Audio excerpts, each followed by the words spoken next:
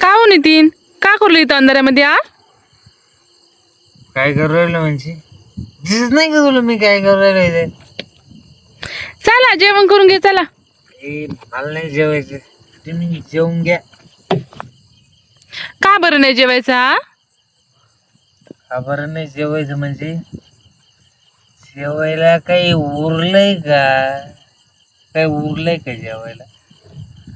चला आज मार्केटला कांदडे घेऊन गेलो. 581 रुपये कांदे गेले. किती? 581. 5,000 नाही, 581 रुपये गेले. आता मला सांग, 50 किलोची खतडीची गोण जर घेतली तर 2,000 रुपये ते 2,200 रुपये लागले. 4,000 रुपये क्विंटल खतड घ्यायचंय आपल्याला आणि कांदे 700-800 रुपये क्विंटल विकायचे. तर शेतकरी आत्महत्या करतील नाही तर मग काय करतील? शेतकऱ्यांका दुसरा पर्याय आहे का आत्महत्येशिवाय? मला अजून एक आहे. आपण टरबूज केले 30,000 रुपये टरबूज लॉस. किती? 30,000 रुपये टरबूज लॉस. कांदे 700-800. मका काय किती? 1,500-1,600. सोयाबीनला बाजार किती? मग सोयाबीन 4,000 वाटते.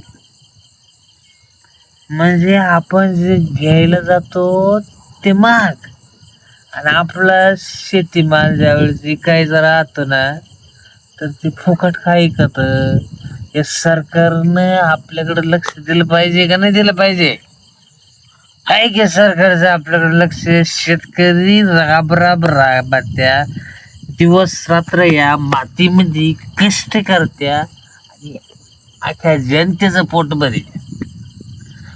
पेट्रोल, डिझेल, गॅस 3 वस्तू माग ज्यावेळेस भेटणार, कोण तिपडे घेऊन पळत, कोण गॅसच्या टाक्या घेऊन पळत,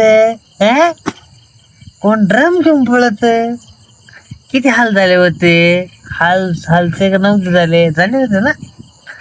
मग मला सांग, ज्या वेळेस आपण या मातीतून ते अन्न पिकवतो ना, हे अन्न जर दुसऱ्या देशातून येत असत तर किती हाल झाले असते?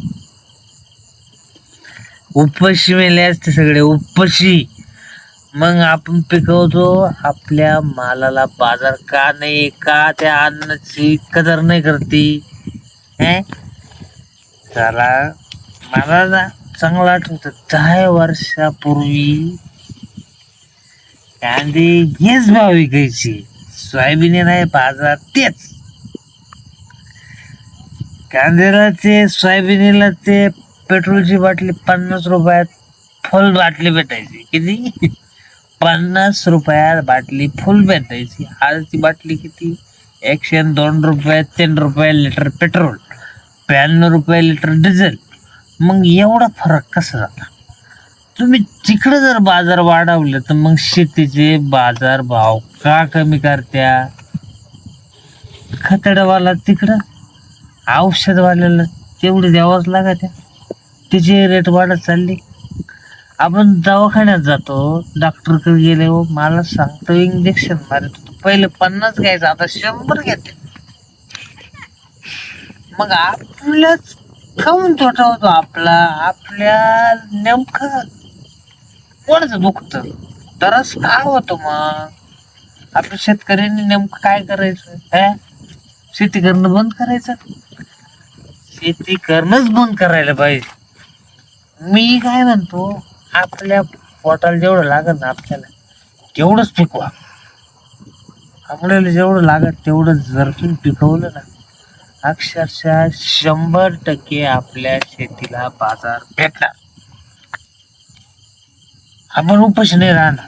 आपण उपाशी राहणार नाही. जेवढं खायला लागत ना तेवढंच पिकवा रे तुम्ही, जास्त नका पिकू.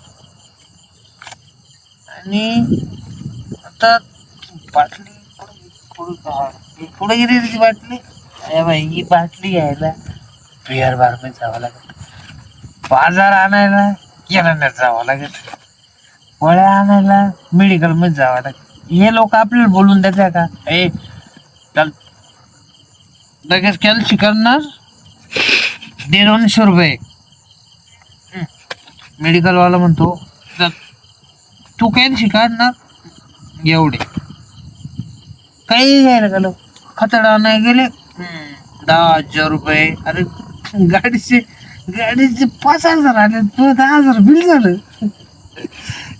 अवघड आहे भाऊ. 10,000 खताड्याला खताच्या दुकानदाराचं बिल 10,000 होतं आणि कांद्याचे पैसे किती येते 5,000. आता मला सांग त्याला पैसे द्यायचे कसे, पण तेच द्यावंच लागत.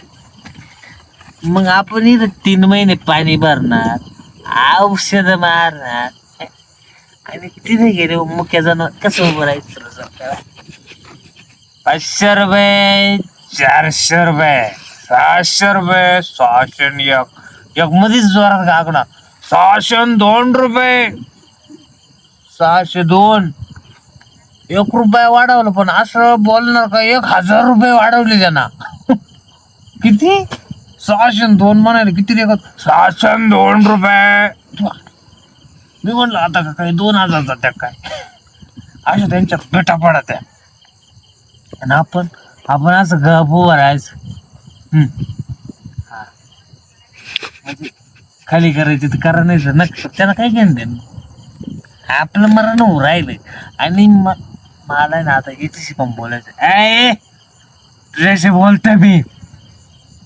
ए विधात्या मला एक सांग, आता एक सांग मला, आम्ही शेतकऱ्यांनी काय वाईट केलं का? आमच्या एवढं वाईट दिवस रे. नियम करायचे सगळ्यांना सारखे कर ना. आमच्या जीव सगळे पोटे बरे त्या, आणि तू साला आमचीच वनवन का करतो? आम्ही चुकी केली का शेतकऱ्याच्या पोटी जन्माला येऊन? का आमच्यावर लक्ष नाही देत तू? आमच्यावर लक्ष का नाही तुझं? सरकार आणि तू सारखंच आहे, तुम्ही दोघे. तुम्हाला काहीच घेणं नाही, काहीच गंपस्ताव नाही तुम्हाला. अरे उन्हात अनात कांद्याच्या पोळी असे मी दररोज हे कांदे उचल तिथे नेऊन टाक, तिथून उचल चाळीत भर, चाळीत ने चाळीतून काढायचे, पुन्हा गाड्या भरायच्या आणि गाड्या तिथे जाऊ फुकट. आता प्रत्येक शेतकऱ्याला अपेक्षा आहे कांदा ठेवला तर पैसे होतील. एकूणही पैसे नाही होऊ राहिले. मग आता मला सांग, ठेवलं तर पैसे होणार आहे पण कांदा टिकणार नाही. त्याच्यात अजून येऊ निसर्ग, उन्हाळ्यात गारा, उन्हाळ्यात पाऊस, पावसाळ्यात कमी पडल पण उन्हाळ्यात जोर येऊ राहिला. आता अजून 2-3 दिवसात तारखा देईल. मेले शेतकरी, मेले रे, मेले, काहीच खरं नाही.